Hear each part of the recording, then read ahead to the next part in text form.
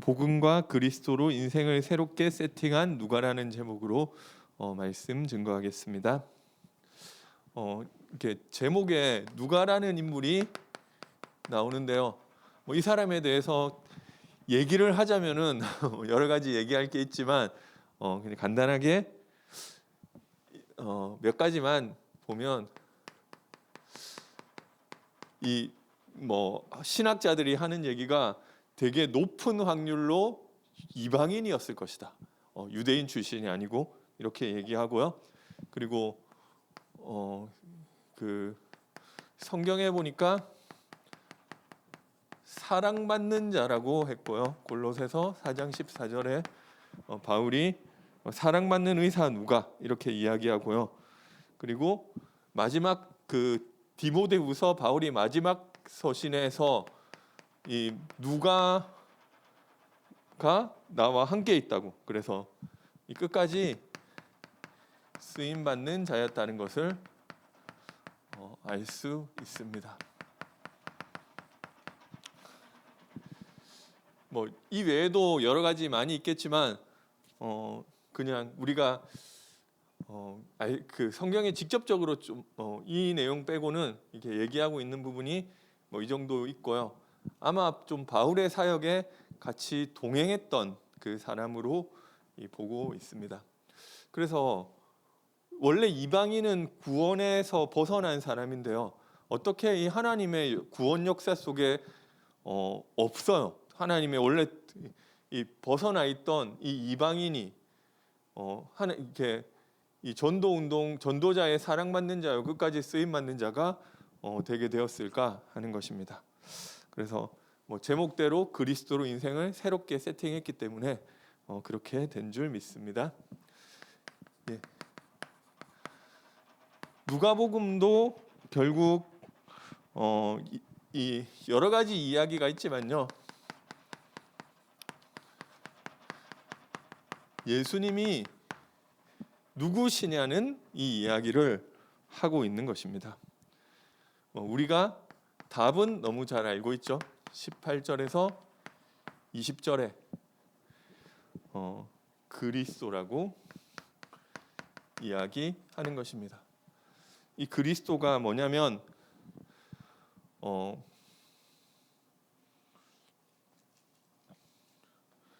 원래 인간은 하나님과 함께하는 존재로 만들어진 것입니다. 그래서 하나님과 함께하면 모든 것이 그 안에 다 있고 부족함이 없는 존재로 만들어졌는데, 인간에게 생긴 문제가 사탄에게 붙잡히게 된 거잖아요. 그래서 원죄 가운데 빠져서 하나님을 떠나게 된 것입니다. 그런데 그 어떤 인간도 자기 힘으로 이 문제를 해결할 수가 없어요. 그래서 보니까 저기 그 우리 그 나라에 보니까 대통령도 자살을 하고 서울시장도 자살을 하고, 그분들이 다 열심히 사시고 이게 고시 합격한다는 게 쉬운 게 아니잖아요. 지금 고시가 아니라 예전에 사법고시. 그렇게 열심히 해도 자살을 한 게 그 사람의 모든 걸 다 평가를 하는 것은 아니지만 결국 나에게 붙잡힌 흑암의 문제에서 못 빠져나오는 거예요. 그래서 결국은 그 자살한 대통령 같은 경우에는 이 뇌물 문제로 계속 수사를 받다가 이게 자살로 이제 끝까지 안 파고 거기서 이제 덮었잖아요. 그리고 그 서울시장 같은 분도 성추행 문제로 계속 조사를 받다가 본인이 그런 선택을 하신 거잖아요. 그래서 이게 근데 그분들이 훌륭한 사람이기는 한 것 같아요. 제가 보니까. 그런데도 여기에서 빠져나와지지가 않는 거예요. 그래서 죄 가운데 붙잡혀서 하나님 떠난 그 상태에서 계속 있다가 결국 어느 순간 인생에 몰리고 모든 것이 무너져서 이렇게 그렇게 된 거잖아요. 그러니까 결국 자기 운명에서 빠져나올 수가 없는 거예요. 그래서 복음은 인간이 막 대통령이 돼도 안 되고 재벌이 돼도 안 되고 뭘 해도 안 되기 때문에 하나님이 해결될 길을 주신 것이 복음인데, 그 그리스도를 보내서 인간이 절대 해결할 수 없는 사탄에게서 승리하게 하시고 죄에서 해방하시고 하나님 만나는 길을 열어주시는데 그리스도를 통해서 하신다는 거예요. 그래서 인간이 할 수 없기 때문에 하나님이 그리스도를 보내서 우리 인생의 가장 중요한 문제를 해결해 주시겠다. 하나님 떠난 문제에서 우리를 건져 주시겠다. 저주받을 수밖에 없는 죄의 문제에서 우리를 해방해 주시겠다. 사탄에게서 승리하게 하시겠다. 그런데 우리가 할 수 없기 때문에 하나님이 그리스도를 보내셔서 하시겠다고 하신 내용이 복음인 것입니다. 그래서 예수님이 누구냐? 그리스도시다. 누가복음에서 이야기하고 있는 이 예수님에 대한 내용도 그리스도이신 줄 믿으시기 바랍니다. 그래서 진짜 생각해 보면은 다른 길이 없어요. 사도행전 4장 12절에 나오는 것처럼 이 문제를 해결할 수 있는 영웅이 없어요. 이거는 사실은 하나님이 직접 해결하셔야지만 해결이 되는 거예요. 그래서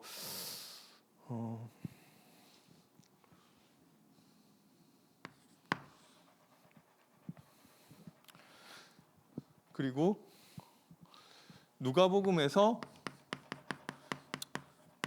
예수님의 가르침이 여러 가지 있는데 그 중에 다 얘기하자면은 너무 많으니까 딱 한 가지만 얘기를 하면은 그게 기도예요. 누가복음에는 약간 예수님의 인간적인 면이 좀 부각됐다고 얘기를 하는데요. 그 하나님께 기도하신 거예요. 어떻게 보면 예수님이 나와 아버지는 하나이고 사실은 예수님은 기도 안 하셔도 되는 유일한 분이세요. 그렇지만 어떻게 보면 우리에게 이 본을 보여주기 위해서 기도하셨던 것 같아요. 그래서 여기 보면 이 부분에 대해서 누가가 약간 강조를 하고 있어요. 다른 이 복음서에 보이지 않는 그런 부분이 있는데요. 예수님이 6장 12절에서 13절에 보니까 예수님이 제자들을 세우시는데요. 12제자를 택하시는 거예요. 마가복음에는 산에 오르사 원하는 자들을 부르시니 나아온지라 이에 12를 세우셨으니 이렇게 얘기했어요. 근데 마가복음 16장에 똑같은 그 대응되는 구절인데 여기는 약간 누가가 설명을 집어넣었는데 예수님이 전날 밤이 새도록 산에 올라가서 기도하셨다. 날이 밝아져서 이 제자들을 12명을 택하시는 그 내용이 나오는 거예요. 그러니까 예수님이 제자 세울 때 그냥 나 딱 아니까 딱 너 한 게 아니라 그 전날 일꾼을 저희도 막 우리 교회에서 막 일꾼 이렇게 막 세우는 거 놓고 기도하는데요. 이게 예수님도 제자 세울 때 기도하셨대요. 그래서 이런 내용들을 좀 이렇게 얘기하고 있고요. 아까 얘기한 이 베드로가 그리스도를 고백하는 내용이 나오는데요. 누가복음 9장 18절에 나오죠. 여기도 다른 성경에는 없는 말이 조금 들어가 있어요. 그냥 마태복음에는 예수께서 가이사랴 빌립보 지방에 이르러 제자들에게 물어 이르시되 사람들이 인자를 누구라 하느냐 너희는 나를 누구라 하느냐 이렇게 얘기를 하는데 누가복음에는 예수님이 기도하실 때 제자들에게 물으셨다 이 얘기를 집어넣고 있는 것입니다. 그러면은 베드로가 주는 그리스도시요라고 했던 이 고백도 어떻게 보면은 이게 베드로가 깨달을 수 없는 내용인데 예수님이 기도하신 그 기도의 응답으로 베드로가 그리스도를 깨닫게 된 것이다. 이렇게 보여주는 것입니다. 그러면서 예수님이 또 기도에 대한 가르침도 되게 많이 주셨어요. 우리 잘 아는 불의한 재판관의 비유가 18장 1절부터 8절까지 나오는데요. 악한 재판관이 있는데 어떤 과부가 너무 좀 억울한 일을 당한 거예요. 그래가지고 막 이거를 재판 다시 해달라고 하니까 어차피 이 사람은 사람을 무시하고 하나님을 두려워하지 않는 사람이라고 했단 말이에요. 그러니까 뭐 이상한 뭐 이게 뭐 이 과부가 자꾸 오는데 이게 신경 쓸 필요가 없는 거예요. 그래가지고 계속 무시하는 거예요. 원래 사람 무시하는 사람이에요. 그러니까 그랬는데 자꾸 오네. 그러니까 힘들잖아요. 힘들어가지고 이거 내가 이거를 다시 안 해주면 이 여자가 계속 오겠구나 해가지고 과부가 재판을 다시 해줬대. 그 재판관이 재판을 다시 해줬대. 그러면서 예수님이 하나님이 불의한 재판관이냐? 이 밤낮 부르짖는 자의 그 원한을 속히 풀어주시지 않겠느냐? 낙심하지 말고 기도해야 될 것을 가르치시면서 이야기하셨다고 이렇게 얘기하시거든요. 그래서 이게 보니까 왜 그런데 이런 얘기를 하셨냐? 우리가 기도하다 낙심할 일이 너무 많이 있어요. 기도하는데 안 되는 것 같은 게 너무 많잖아요. 그러니까 막 오히려 무당들 찾아갔는데 막 병 고치고 막 이 경제 문제 해결되고 이런 게 있다니까요. 그러니까 그 사람을 장사하는 거잖아요. 어떤 데 보면 모든 병 다 고칠 수 있다 뭐 이런 것도 있더라고요. 근데 제가 해보니까 모든 병 다 안 고쳐지더라니까요. 근데 이게 왜 그러냐면은 이 고린도전서에도 나와 있지만 이방인의 제사하는 것은 귀신에게 하는 거라고 했어요. 그렇기 때문에 불신자의 기도가 응답이 되는 거예요. 그리고 그렇기 때문에 어떨 때는 더 잘 돼요. 왜냐?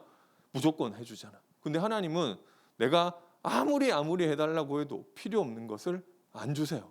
그러니까 나 이번에 꼭 승진하게 해주세요 하는데 귀신은 그냥 자기 해주고 싶으면 해주면 돼요. 근데 하나님은 그렇게 해가지고 나한테 손해될 것 같으면은 내가 아무리 해도 안 해주세요. 그리고 또 하나님이 원하시는 때에 해주신단 말이에요. 그러니까 어떻게 보면 내가 기도하는데 왜 안 되지? 이런 상황이 있단 말이에요. 근데 하나님이 들으신대요. 낙심하지 말고 기도해라.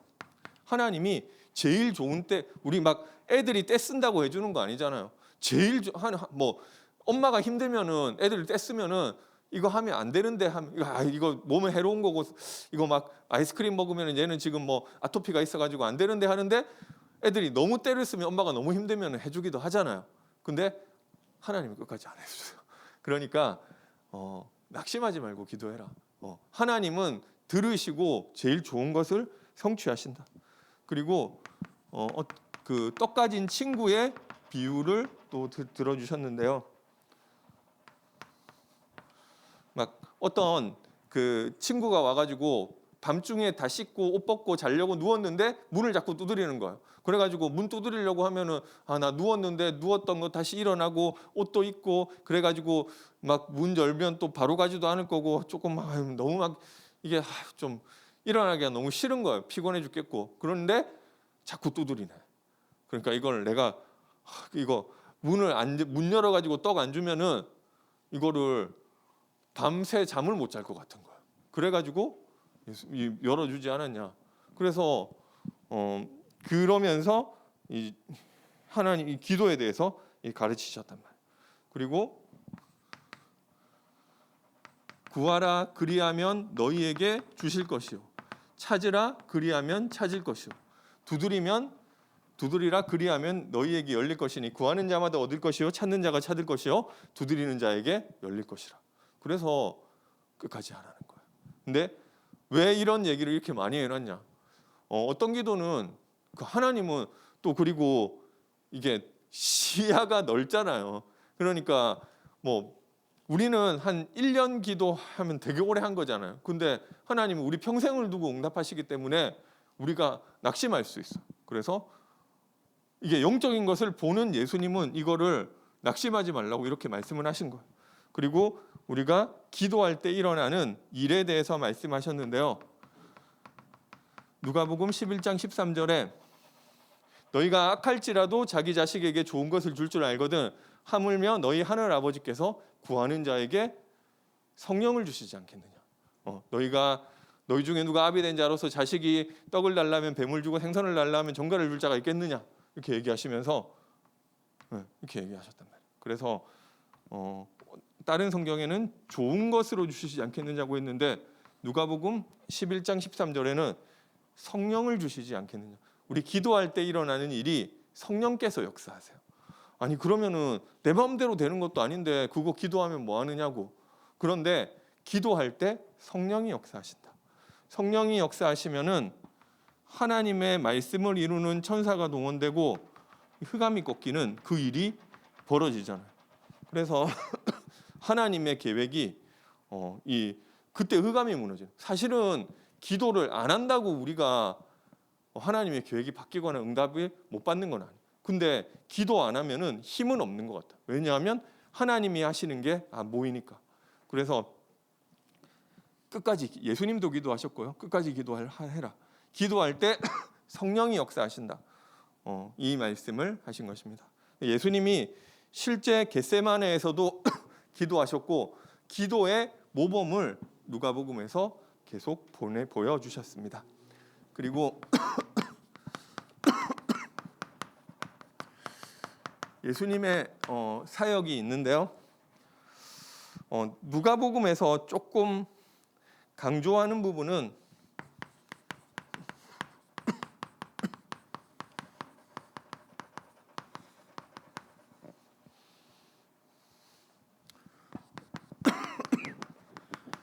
잃어버린 자를 찾는 사역인 것입니다. 그래서 누가복음이 이 사복음서 중에 제일 많은 성경이래요. 장수는 마태복음이 더 많은데 분량이 누가복음이 더 많대요. 그래서 어떻게 보면 제일 많은 내용이 들어있어야 되는데 누가복음에 조금 빠진 내용들이 있어요. 그 어떤 내용을 주로 뺐는지 보니까 그 마가복음에도 있는데 누가복음에는 없고 이런 것도 있는데 어떤 내용을 뺐는지를 보니까 이방인들에게 복음 전하는 내용을 약간 좀 뺐어요. 왜냐하면 그 누가는 그 내용들이 나중에 사도행전에서 그게 좀 성취되는 거를 좀 더 보여주고 싶어서 그랬다고 하더라고요. 그래서 그런데 어쨌든 이게 누가가 썼을 당시에는 교회에 유대인인데 없는 사람도 있었고요. 이방인인데 교회에 앉아 있는 사람들이 많이 있었단 말이에요. 그래서 이방인이 근데 그 사람들이 뭐 보느냐? 이방인인데 구약 성경도 보고 이거 그리고 이렇게 했잖아요. 그러면은 이방인이 어떻게 구약 성경에 약속한 그 이스라엘의 축복을 승계할 수 있느냐? 그래서 그 부분에 있어서 이스라엘은 복음을 거부했단 말이에요. 그 누가복음 13장 34절에 보니까 예수님이 예루살렘에 올라가시면서 암탉이 그 병아리를 품에 안으려는 것처럼 내가 예루살렘아 내가 너희를 안으려고 한 것이 몇 번인지 아느냐 얘기를 하는데도 끝까지 예루살렘은 거부하는 거예요. 그래서 이제 복음이 이 이방인에게로 갈 수밖에 없다는 것들을 보여주는 것입니다. 그래서 아무리 유대인이라 할지라도 예수를 믿지 않고 복음을 안 받으면은 이제 여기서 빠져나올 수가 없는 거잖아요. 그리고 아무리 이방인이라 할지라도 예수를 그리스도로 믿고 복음을 받으면은 여기서 해방받는 것입니다. 그래서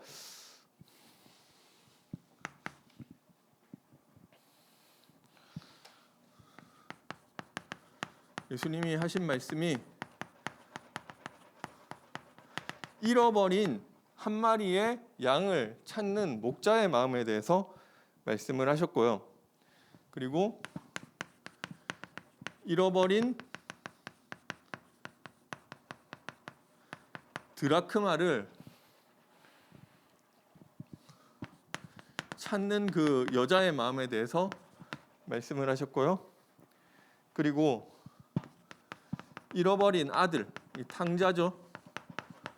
그 아들을 기다리는 아버지의 마음에 대해서 이야기를 하셨고요. 그것을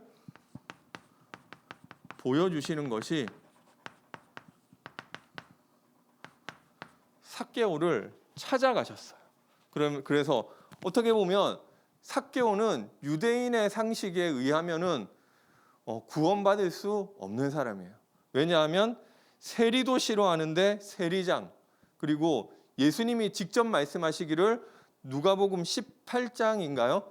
거기에 부자 청년이 왔을 때 부자가 천국에 들어가는 것은 이 낙타가 바늘구멍에 들어가는 것보다 더 힘들다고 얘기했는데 그 어떻게 보면 구원받을 수 있을 만한 조건이 안 되는 그 사람이란 말이에요. 그런데 이 사람에게 예수님이 찾아가셨어요. 일부러 찾아가시고 이 사람의 집에 머물렀는데요. 일부러 아시고 가신 거예요.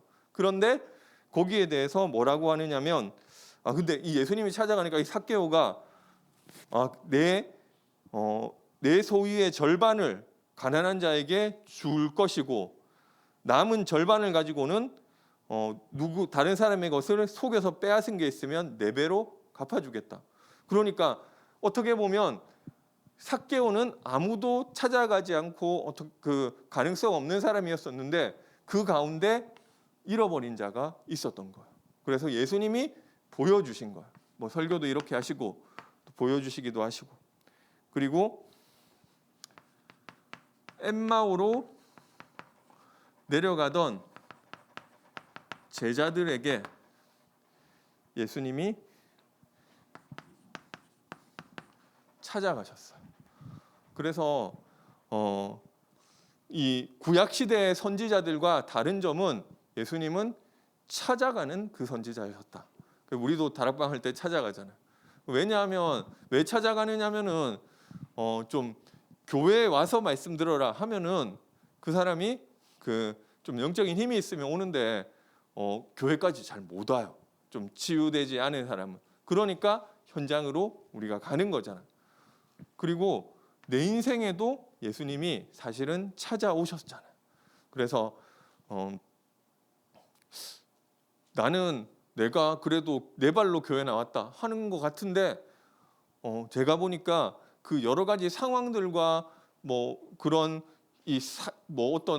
나는 근데 내가 어렸을 때부터 교회 다녔는데 부모님을 통해서 복음을 듣게 하시고 나를 찾아와 주셨던 거예요. 그리고 내가 어렸을 때부터 계속 말씀 들었는데 나는 하나도 안 믿어지고 나는 하나도 아닌 것 같았다가 어느 날 하나님이 내 인생의 정확한 시간표 앞에 복음을 받을 수 있도록 이 복음이 이해될 수 있도록 나에게 문제와 어려움과 어떤 실패를 겪게 하셔서 이 복음을 깨닫게 해주셨잖아요. 이게 예수님이 나를 찾아오셨던 거예요. 그래서 나도 잃어버린 양이었었고요. 예수님의 사역이 잃어버린 자를 찾는 사역이셨고 엠마오로 가셨던 그것처럼 내가 낙심하고 내가 무너지고 내가 또 다시 돌아갔잖아요. 근데 다시 불러갔어. 예수님이 계속 나에게도 찾아오셨어요. 그래서 이런 것들을 보여주신 것은 그냥 예수님이 이렇게 했다는 것도 있지만 이제 우리도 이제 그렇게 할 수 있도록 그런 내용들을 보여주셨고요. 그래서 이런 내용들은 사실은 그것을 가지고 누가가 자기 인생을 세팅했던 것 같아요. 그래서 이 내용들은 나중에 사도행전에서도 계속 연결이 되고요. 그렇지. 결국은 복음을 가지고 기도했는데 하나님 주신 힘을 가지고 그 잃어버린 자를 찾아가는 그 사역을 어떻게 보면 이 초반부는 베드로를 통해서 그리고 사도행전 중반 이후에는 바울을 통해서 이런 일들이 계속 일어나잖아요. 그래서 바울이 전도 여행을 다니고 잃어버린 자를 찾는 그런 내용들이 그 사도행전까지도 계속 이어지고 있는 내용인 것입니다. 계속 그거를 마가다락방에서 했던 것도 데오빌로여 내가 먼저 쓴 글에는 예수가 그리스도 되시는 복음을 가지고 기도의 비밀 속으로 들어갔는데 하나님 주신 힘을 가지고 나에게 임한 복음을 증거하고 잃어버리는 자를 찾는 그 일이 어떻게 보면 예수님이 보여주셨고요. 사도행전까지 계속 이어지는 그 내용이었던 것입니다.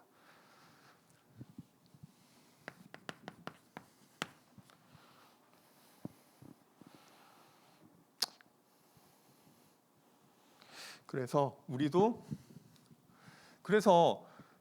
예수님이 나를 찾아와 주셨기 때문에 이방인이고 자격 없는 누가도 사랑받는 자로 끝까지 쓰임 받는 자로 쓰임 받을 수 있었던 것입니다. 뭐 삭개오도 마찬가지고. 이게 이 사람은 절대 복음 안 받을 사람이었었잖아요. 삭개오 이 세리도 실을 떠는데 그 중에 세리장이었었단 말이에요. 근데 그 사람을 찾아주셨어요. 그래서 자격 없는 이방인, 어떻게 보면 언약 밖의 사람이에요. 우리가 지금 생각할 때는 저도 저희도 다 유대인 아니니까 이방인이고 그러려니 그래도 다 복음 전하고 하는데 그 당시에는 유대인들에게만 이 복음이 하나님 이게 아브라함의 후손에게 약속하신 내용이잖아요.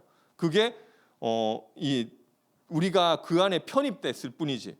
그런데 이게 어떻게 이방인인 누가가 이렇게 바뀌어졌는지를 좀 보여주고 있고요. 그래서 오늘 이번 주 강단 제목대로 결국 누가는 좀 인생 세팅이 새롭게 되어졌던 것을 알 수 있습니다. 그래서 결국 전도자로 인생이 새롭게 세팅되어졌어요.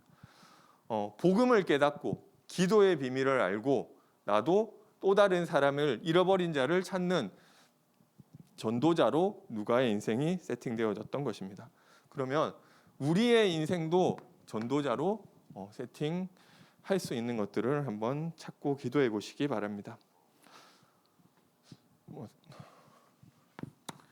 2장 52절에 어저께 화요 집회 말씀 들어보니까 이렇게 마지막 결론에서 우리 목사님께서 이런 말씀을 또 하셨는데요. 예수님이 이제 키가 자라고 지혜가 자라고 사람들과 하나님 앞에서 사랑스러워 가시더라. 그래서 키는 이제 육신적 성장이잖아요. 지혜는 지식적 성장이라고 하고요. 사람 앞 사회적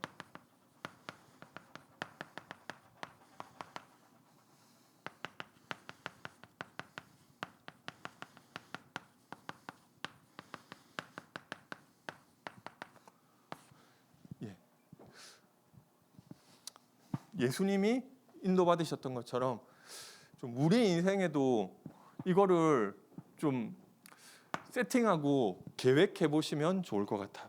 사람마다 다른 것 같아요. 그래서 다 똑같지가 않잖아요. 근데 나는 나의 육신적인 부분에 어떻게 응답받을 것이냐. 사람마다 다르잖아요. 다 운동하라는 얘기는 아니에요. 그래도 운동 안 하더라도 내가 이 밥이라도 잘 먹어야 되겠다. 이런 것도 괜찮은 것 같아요. 그리고 내가 지식적으로 어떻게 이렇게 성장할지, 그리고 사회적으로 성장할 부분, 영적으로 성장할 부분들을 세팅해 보시기 바랍니다. 근데 세팅의 목적은 뭐냐면은 예전에 기독교 서적 보니까 잘 되는 나 이런 책이 있더라고요. 제가 내용은 안 봤는데 제목만 그랬던 것 같아요. 그래서 우리가 성공하고 뭔가 이게 좀 그런 내용이 아니고요. 우리 인생 전도자로 나도 내 인생에 예수님이 찾아오셨던 것처럼 나도 찾아가는 잃어버린 자를 찾는 그 일에 쓰임 받을 수 있도록 나를 준비하게 되시기 바랍니다. 그리고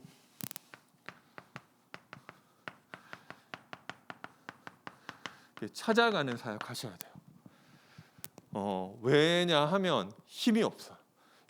다음 주에 교회에서 다음 주에 교회 와 해가지고 오는 사람도 있어요. 없다는 게 아닌데 대부분 잘 못 와요.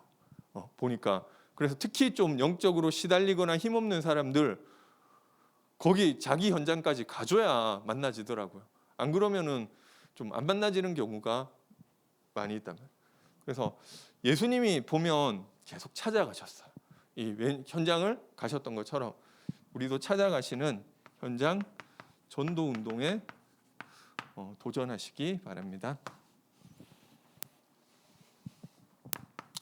333.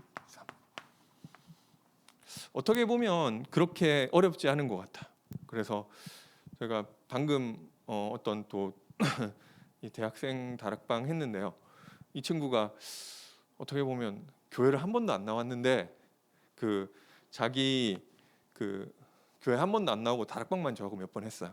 근데 자기 저기 할아버지가 부산에 있는데 수술을 하러 갔는데 거기 이제 자기가 이제 문병 갔다가 뭐 용종 제거 뭐 이런 건 것 같아요. 막 당장 돌아가시고 이런 건 아닌데 복음 전했다는 거. 복음 전했던데 영접하고 되게 좋아하셨대요.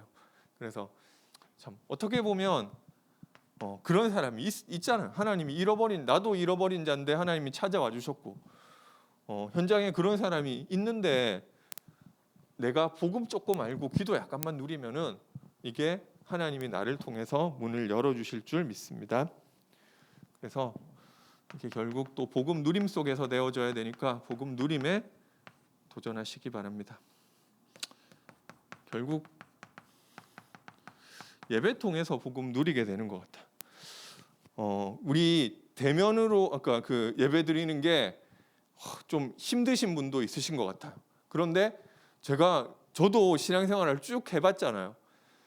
제가 해보니까 그나마 제일 쉬운 게 현장 예배인 것 같아. 혼자서 내가 저기 영상 보면서 이 말씀에 집중하고 뭐 지식적인 거는 조금 얻을 수 강의도 저도 어떤 강의는 2배속으로 돌려보는 것도 있어요. 내용을 제가 잘 모르면은 그냥 1배속으로 듣고요. 좀 내용을 약간 알면은 2배속으로 들어도 뭐 그런 거 다 된단 말이에요. 그런데 이게 그 우리가 은혜 받는 거는 이게 보니까 영상으로 은혜 못 받냐? 아니에요. 받을 수 있어요. 그런데 그게 더 힘든 것 같아. 예, 어떻게 보면 현장 예배가 제일 쉬운 것 같아. 특히 영적인 힘 없는데 내가 영상으로 집중해서 은혜 받는다. 이게 더 어려운 것 같아. 근데 일단 내가 영적인 힘 없어도 예배 나와서 앉아 있으면은 그 말씀 좀 한 50점 먹고 들어가는 게 있는 것 같아. 그래서 이게 막 우리 집은 한 2시간 거리라 가지고 계속 막 현장 예배 오기는 좀 힘들어. 그 간절함을 가지고 영상 예배 드리시면 돼요. 근데 현장 예배가 제가 봤을 때는 좀 더 쉬운 것 같아. 그래서 개인적으로 서밋 타임 가지는 것보다도 그리스도 누리는 서밋 타임 가지시는데요. 이것도 영적인 힘 없으면 오히려 더 안 되는 것 같아요.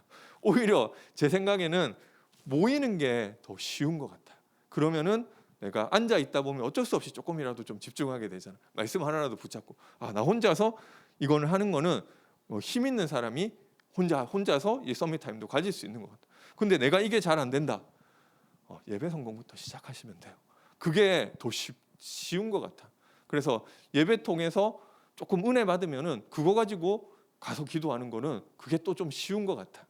어쨌든 근데 이게 꼭 절대적인 건 아니에요. 내가 서밋 타임 이렇게 누리면서 또 예배에 또 도전하시고 반대로 하셔도 돼요.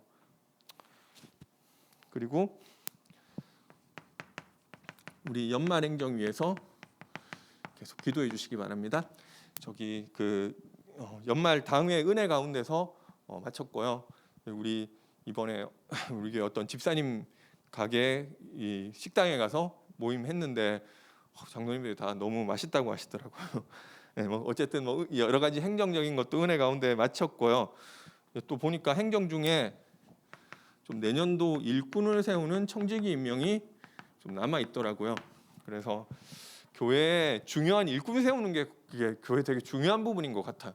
누가 우리도 그렇죠. 누가 설교를 하느냐, 누가 다락방을 하고, 누가 이 부분을 놓고 기도하느냐, 이게 조금 다 영향이 있는 거란 말이에요. 그래서 예수님도 일꾼 세울 때 기도하셨다고 세웠던 것처럼 위에서 하나님 원하시는 사람 될 수 있도록 좀 기도해 주시기 바랍니다. 제가 기도하겠습니다. 하나님 감사합니다. 예수께서 그리스도시요 우리 인생의 모든 문제를 해결한 그리스도가 오늘도 우리의 답으로 붙잡히게 하시고 그리스도가 모든 것을 다 해결하신 것을 붙잡고 우리가 기도를 누리게 하시며 예수님께서 우리를 찾아오셨던 것처럼 우리도 찾아가는 그 전도자로 응답받게 하여 주옵소서. 우리의 인생이 전도자로 세팅되게 하여 주옵소서. 예수님의 이름으로 기도드립니다. 아멘.